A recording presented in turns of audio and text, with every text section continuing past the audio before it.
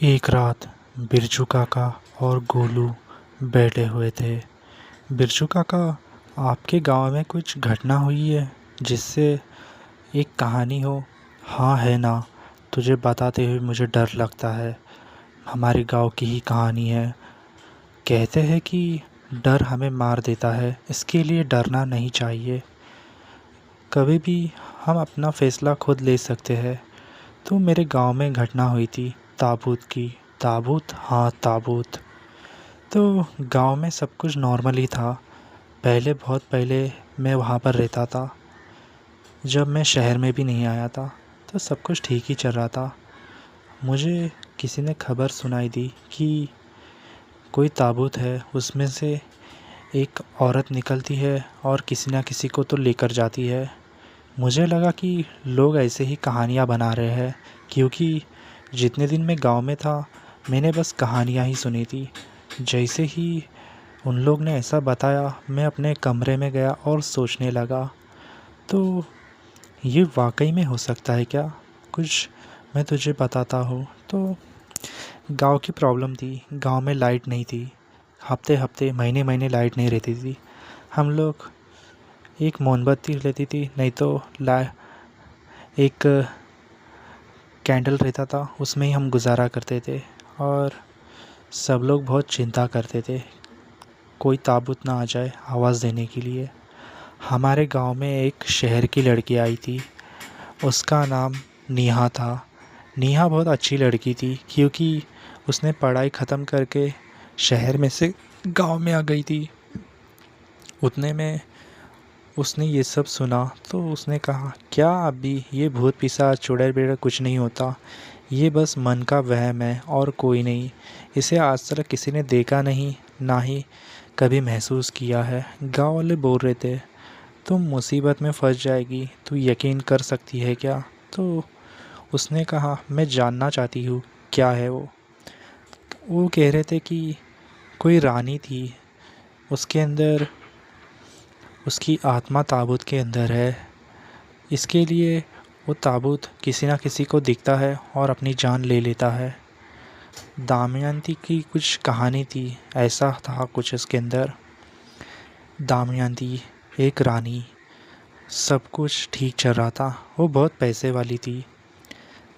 उसके आधे से ज़्यादा नौकर लोग थे, उसकी देखभाल करते थे। पर उसके आगे पीछे कोई भी नहीं था, कहते थे।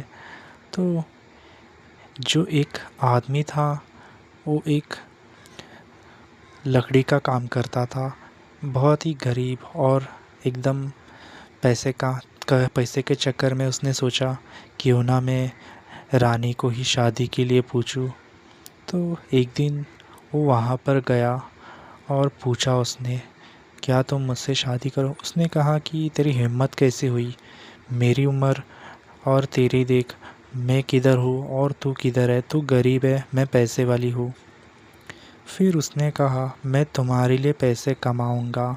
उसने कहा कि तेरे सपने में शादी हो गई, जा निकल जा यहाँ से। तो उस आदमी को बहुत गुस्सा आया। इसके लिए उसने कहा, अब मैं क्या करूँ, मुझे समझ नहीं आ रहा। तो उसे एक गांव का तांत्रिक दिखाई दिया। तो उसने कहा कि तांत्रिक बाबा, आप ही मेरी मदद कर सकते हो। मैं उस लड़की को पाना चाहता हूँ, तो मैं क्या करूँ? तो उसने कहा कि उपाय बहुत कठिन है, क्या तुम कर पाओगे? तो उसने कहा कि क्या करना होगा? उसने कहा कि एक ताबूत होगा, तुम अपनी कुछ उंगलियों का खून उसके अंदर डाल देना। जिस किसी ने भी, यानी कि कोई आत्मा या पिशाच ने उस खून को पी लिया, तो तुम्हारे कब्ज़े में हो जाएगा। तांत्रिक और वो आदमी लगातार 2 दिन विधि करने के लिए बैठ गए ताबूत के सामने। फिर जैसे ही उस खून को किसी ने पिया, वो उसके सामने आ गया। वो एक औरत थी। उसने कहा कि बोलो, मुझे क्यों बुलाया है तुमने? तो उसने कहा कि ऐसी ऐसी समस्या है। तो उसने कहा कि इसमें मैं क्या कर सकती हूँ? तो उसने कहा कि तुम्हारे पास कोई ऑप्शन नहीं है क्या? तो उसने कहा कि नहीं, मेरे पास कुछ ऑप्शन नहीं है। फिर क्या था? वो औरत ने यानी कि वो आत्मा ने उस आदमी की मदद नहीं कर पाए। तांत्रिक ने उसको बहुत कुछ सुनाया। उस आदमी ने उसने कहा कि तेरे पास कुछ विधि विधि नहीं, हम लोग को पागल बना रहा है। तो तांत्रिक ने कहा ठीक है, फिर एक ही रास्ता है, तुम्हें ताबूत के अंदर खुद ही कैद करना होगा और तुम्हें अपने आप को नुकसान यानी कि उसके खून देना होगा, तब जाकर कुछ हो सकता है। उस आदमी ने इतना खून दे दिया ताबूत को कि उसकी जान निकल गई और उसकी आत्मा ताबूत में ही रह गई। एक दिन वह ऐसे ही जा रहा था, गांव के अंदर सब लोग को पता लग गया कि वो रानी ने इसे नहीं बोल दी है। इसके लिए सब लोग ने सोचा इसने आत्महत्या कर ली। उसके बाद में प्रॉब्लम शुरू हो गई।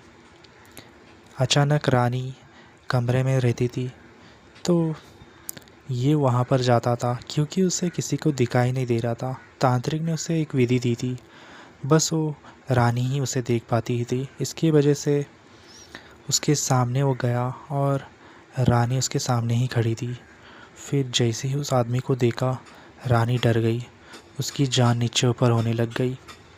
फिर उसने कहा तुम कहाँ थे?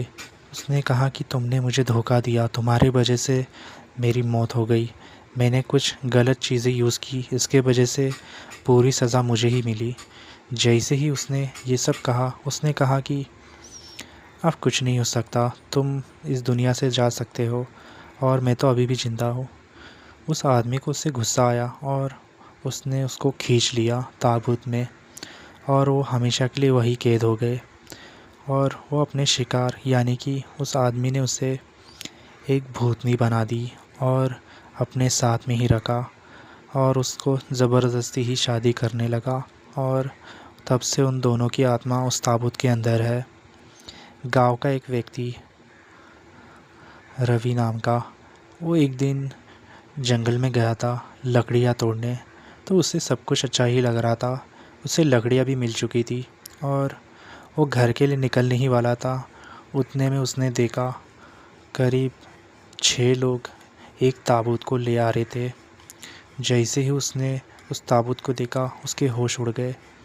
उस ताबूत को 6 लोग ने पकड़ा हुआ था, उनके कपड़े लगे हुए थे पूरे बॉडी के ऊपर और वो दफना रहे थे ऐसा लग रहा था। उतने में उस ताबूत में से 2 लोग बाहर निकले, एक आदमी और एक औरत। फिर रवि को उन लोग ने दोनों हाथों से और पैरों से उस ताबूत के अंदर घसीट लिया और उसका खून और उसका मांस खाने लग गए जैसे कि कभी मिला ही ना हो। फिर क्या था, ये हादसा होने के बाद मैं बहुत डर गया था।